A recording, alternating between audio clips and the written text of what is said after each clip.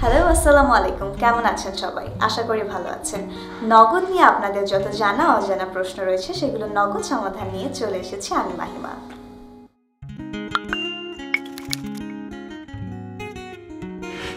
নগদ হচ্ছে বাংলাদেশ ডাক বিভাগের ডিজিটাল ফিনান্সিয়াল সার্ভিস।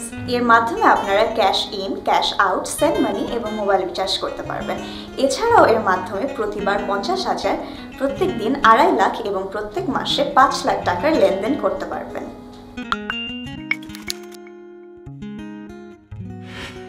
নগদ অ্যাকাউন্ট আপনি ঘরে বসে ডিজিটাল কেওয়াইসির মাধ্যমে খুলতে পারবেন অথবা নিকটস্থ কোনো নগদ উদ্যোক্তা পয়েন্টে গিয়েও খুলতে পারবেন।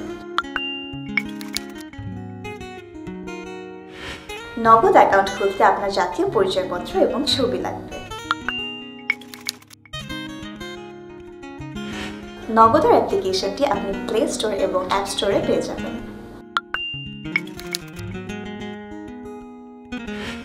আপনার নগদ অ্যাকাউন্টের পিন স্পর্শকাতর একটি বিষয়।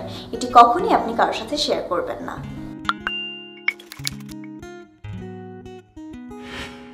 আপনাকে আমাদের নগদ হটলাইনে ফোন দিতে হবে।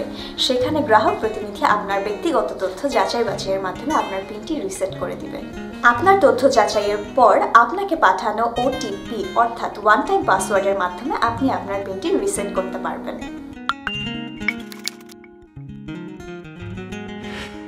আমাদের হটলাইন খোলা থাকে সপ্তাহে 7 দিন 24 ঘন্টা। আমাদের হটলাইন নাম্বারটি হচ্ছে 16167 অথবা 09609616167।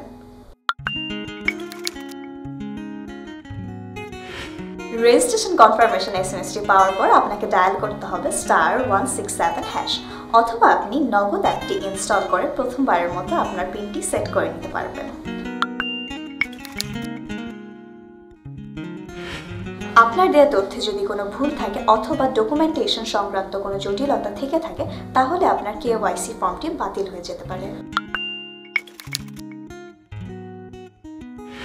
সঠিক তথ্য দিয়ে ডিকেওয়াইসি রিসাবমিশনের মাধ্যমে 5 দিনের মধ্যে আপনার নগদ অ্যাকাউন্টটি ফুল প্রোফাইল হয়ে যাবে।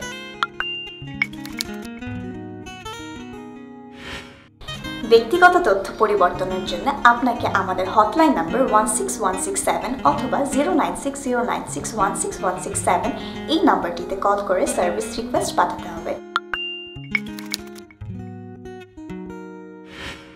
নগদ অ্যাপ্লিকেশনের মাই নগদ অপশনে গিয়ে স্টোর লোকেটরের মাধ্যমে পেয়ে যেতে পারেন আপনার নিকটস্থ নগদ উদ্যোক্তা।